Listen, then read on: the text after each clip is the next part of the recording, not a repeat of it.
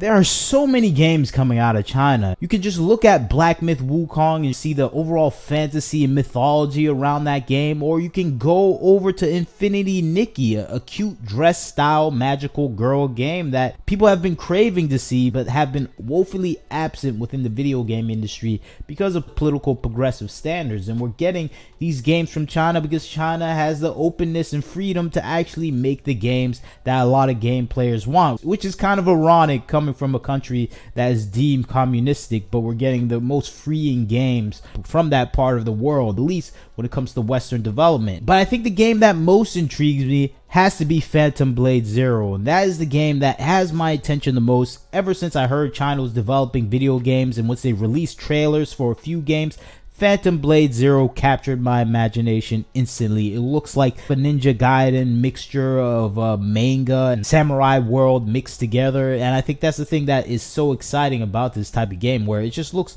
so action-packed, so unique, something that doesn't seem like anything we've seen before. And I think that's the thing I like about the games that we're seeing coming out of China. It just has designs and imagination that we haven't seen before, with concepts and styles that are different from other games that are coming out from the West. And I think that's the epitome of Phantom Blade Zero when I look at all the combat, the action, the integration of blocking and parrying and attacking. This looks like a game that I haven't played before, and I think that is a rare thing to say nowadays. When you look at some of these trailers for games coming out, when you see Phantom Blade Zero, it just looks like something you haven't played before, you haven't seen before. The designs look unique and interesting, the attack styles, even the story itself is something that I find interesting, because it's about an assassin that has been betrayed and he's healed by a mysterious healer, and he has 66 days before the wounds on him kind of burst and he dies. So he has to go on this revenge tour in order to make up for all the lost things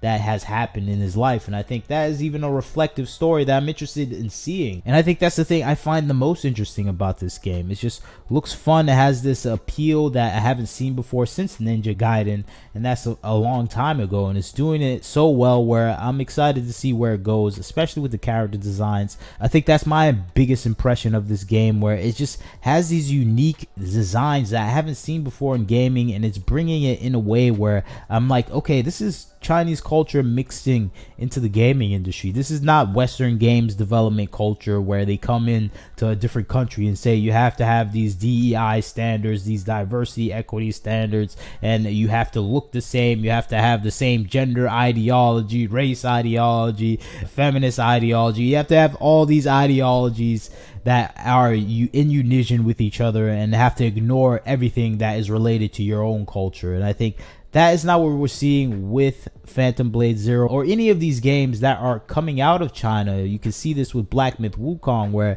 it rejected a $7 million extortion fee from Sweet Baby Inc. in order to conform to the values of the Western moral standards. And of course it said no because it didn't really need their money. And I think that's the same thing with Infinity Nikki. If Infinity Nikki was made in America today, it would have some fat, obese minority character that is talking about their victimhood all day and they're dressed as a mummy or something. And that's why I think a game like Infinity Nikki is a game that's impossible to be made within the United States or just anywhere in the Western game development space, because they will ridicule it. They will say it's too white, it's too beautiful, it's too non-minority, and it's too mass marketed. You have to make this ugly, deranged, and political. And I think that is not the case with China. They don't have to focus on that. They can focus on making pretty things. And I think this is a thing that will appeal to everyone. And I'm talking about everyone, male, female, LGBTQ. And I think that's a small-minded perspective that we're seeing from Western games development, where they can't even understand that the games that they're making are for nobody. They're for a small minority of people that may hate themselves and don't want to see anyone enjoy a game that is doing the opposite of what they see the world and moral standards should be.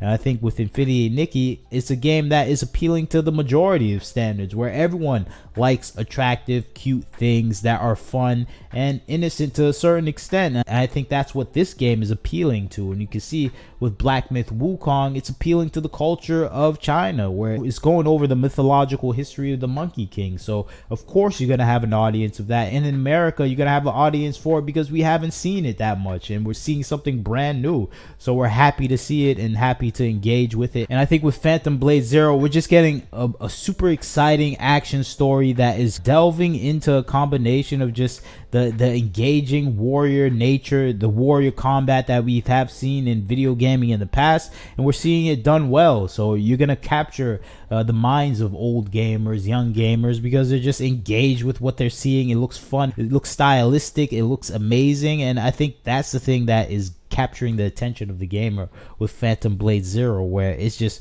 looks fun. And making games fun used to be the main point of games development, but not anymore. It's about political correctness, political activism, and what you're trying to get into the mind of the gamer. And you don't see that with Phantom Blade Zero. You see people trying to make a cool game, and I have to say it looks pretty cool to me. And if you don't know anything about the game, I'll go over some of the details. It's a game that has just recently come out with some information like the past 2 years. It's been in development for a while now. It's coming from a Chinese studio called S Game. They've been working on this. It's been inspired by Metal Gear Rising, Sifu, of course, Sekiro, Bloodborne, these type of games that have been popular these past few years. I think the main thing is it's kind of a hack and slash type of game, but with an interesting combat mechanism. It's open world as well. I think that's the thing I'm looking forward to, the open world aspect, because it seems like you can fly across the screen and do a bunch of things. It's over 30-40 hour game, which is great for me, but I'm not trying to play only 5 hours as well. And I think that's the thing I'm looking forward to this game. It has the perfect timing of gameplay. There's horseback riding, there's a bunch of things, multiplayer dungeons, there's boss rushes. It has a lot of elements that I was surprised. I'm like, it's multiplayer too? That is interesting. I would like to see how they handle the multiplayer. It started development in 2022, which is kind of a short development process if you ask me, because a lot of these games take 5 to 6 years to develop like a super high quality game. So they probably are using a lot of crunch, I have to say. This is China, so unfortunately that is going to be standard, and I can see how they can produce a high quality game within a 4-year time period, because I do think it's coming out in 2025. It's not coming out this year, so they would have 3 to 4 years to actually produce a high quality game. It seems like Sony is giving them support for this game, but it's not exclusive. It's not an exclusive game, so you don't have to worry about that. It's coming to the PlayStation 5 and the PC, so it's not going to be like Stellar Blade, which is something I love. I don't like exclusivity in and of itself. Full development cost is around $55 million. It's kind of around the Stellar Blade price point, so I think it can easily get back its money. It's a carefully budgeted game, and plus combined with the overall development cost within China, this might be the value of $150 million game in America. So I think that is the thing we have to take in consideration with the price points that we're seeing here when it comes to the production of this game. And I think that's the thing I like about this. Is coming to PC and PS5. No word on Xbox, but I think that's just Xbox being Xbox, where it's trying to force developers to make the game for all of its systems, even the Xbox S, where it's just it's tricky to make a game to fit that system specification. So Xbox is gonna lose once again, unfortunately. I know people are gonna be mad at that, but this game, it looks beautiful to me. I like the designs, I like what they're doing with the game, I like how all the characters look, and it just looks fun. It looks fun to me, and I think this is my most highly anticipated game,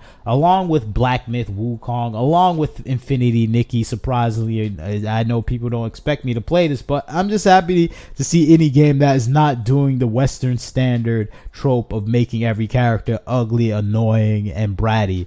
And I think I'm excited to just play a game that is back to the roots of gaming, where things are pretty cute and innocent, at least in the games aimed towards girls. And I think that's the thing I'm excited for any developer right now, and I think that's the advantage a lot of developers can take right now, where they can just make a simple game with an old-fashioned style thinking and make millions of dollars, because people are not making that game, people are not marketing that game. And you can see it with the First Descendant. It's an okay looter shooter, but it has fantastic character designs where people are shelling out hundreds of dollars, thousands of dollars to make their unique character. And I think that is an essential thing that we're seeing play out nowadays, where if you make something beautiful, if you make something action-packed, if you make something down to the roots of things we saw before in the past, you can make a lot of money. And I think that's the thing that we're going to see with Phantom Blade Zero, where it's going to make a lot of money because it looks cool, it plays well, and it just satisfies the desire of the gamer. And I think that's the essential thing